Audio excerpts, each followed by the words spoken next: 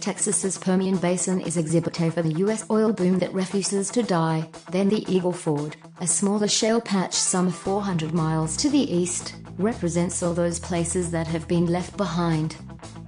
It's not that the oil rigs totally disappeared after crude prices abruptly collapsed in 2014. But it's awful quiet. The wells here aren't the kind of gushers that make it attractive to keep pumping at $50/barrel.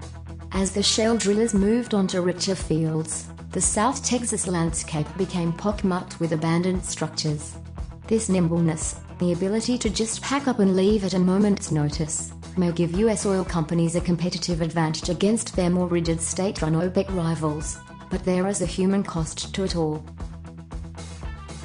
Lives are turned upside down. Plans are crushed. Savings are drained. As three Eagle Ford veterans, Jill Potts, George Garcia and Randy Catesmark, can attest. What does the bust look like? To Jill Potts, a pair of work gloves. Fluorescent green ones, to be exact. She flips them on her desk at Summit Oilfield Supply, the shop she and her husband own in Cuero, a little town to the southeast of San Antonio and in the heart of the Eagle Ford Formation. The days when roughnecks hopped out of their pickups and plunked down $5 for a pair without thinking about it are long over. Potts marked them down to $2.20 a pair, barely above cost, and still her clients balk at the price. They're asking me for quotes on these, so they can compare and get the best price, Potts, 49, says with a laugh. They're drilling multi-million-dollar wells, and they're haggling over pennies. She entered the oil industry more than a decade ago. She was waitressing in the Dallas-Fort Worth area, and several of her regulars were oil and gas workers lured to the Barnett Shale, the epicenter of America's then nascent shale boom. The workers kept mentioning enamels and industrial paints they were having trouble finding. So Potts started ordering them online and delivering them to drilling sites. Over the years, she and her husband, Skip, built the business into a full oil supply company selling everything from wire rope to wrenches the size of dinosaur bones. They moved their business to the Eagle Ford in 2014. Things went great for a while. They were raking in $250,000 in revenue a month. Then the crash hit, and by 2016, that figure sank to as low as $25,000. Profits vanished. They cut out some of their more conspicuous spending, like Skip's new truck-a-year habit, and scaled back the allowance money they sent to their kids in college. One of them, Tyler, stopped studying petroleum engineering and is preparing instead to be a wind turbine engineer. Upon the urging of his mother, I told him, "Don't live and die by the price of oil." Still, Potts says she has no regrets. She and Skip are turning a profit again. A competing supply shop went out of business recently, helping drive traffic their way, and they're socking those proceeds back into inventories. That way, when the next boom comes along, they figure they'll be ready to capitalize. I'm a gambler, Potts says. A lot of people in the oil field are. They say it all the time when they come in my shop, "Lord, just give me one more boom, and this time I promise I won't piss it away." Some 50 mi to the west of Cuero lies Kansas City.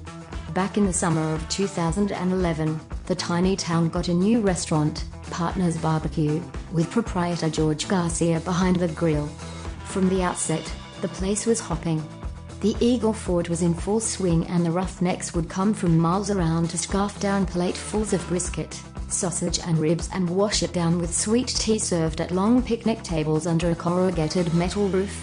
Things were going so well that Garcia opened a second location just down the road in the town of Kennedy.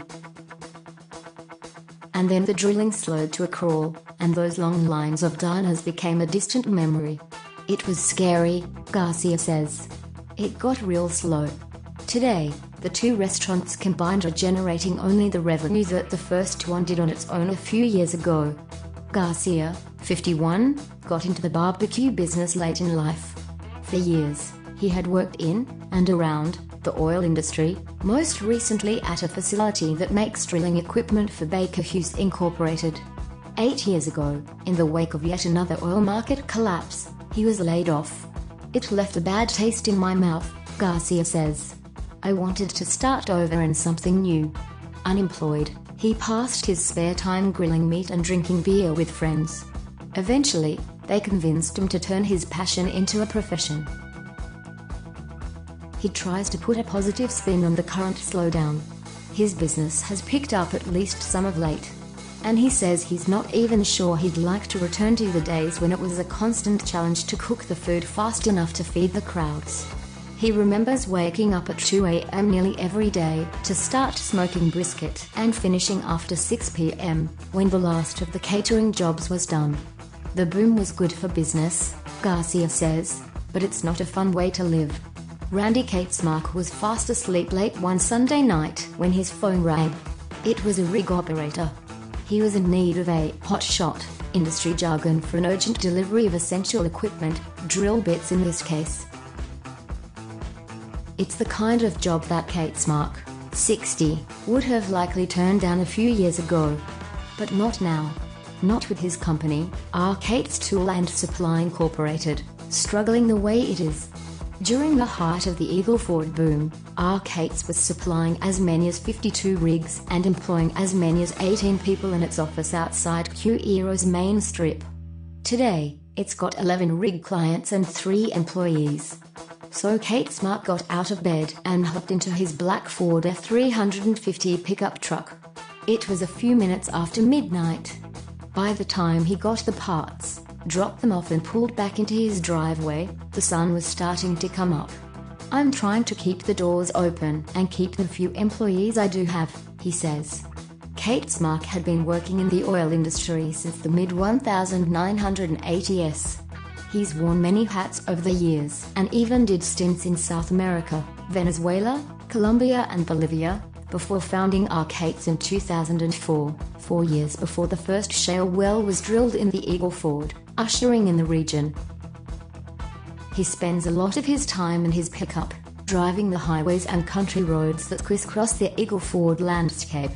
A recent trip took him south, through the industrial corridors surrounding the town of Alice, and revealed the scars the bust has left. Massive corrugated metal structures that housed offices and warehouses supporting the frenetic drilling activity are empty now. Faded paint on the side spells out names of companies such as Drillco and Genco and Foreign Energy Technologies.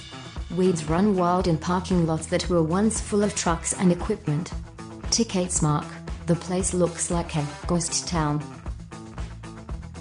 His own business hit bottom a few months ago, when his roster of rig clients dropped to just 4. Things have started to rebound some, as they have for Potts and Garcia, but still, he's flirting with the idea of relocating to the roaring Permian Basin, where there are 4 times as many rigs in operation.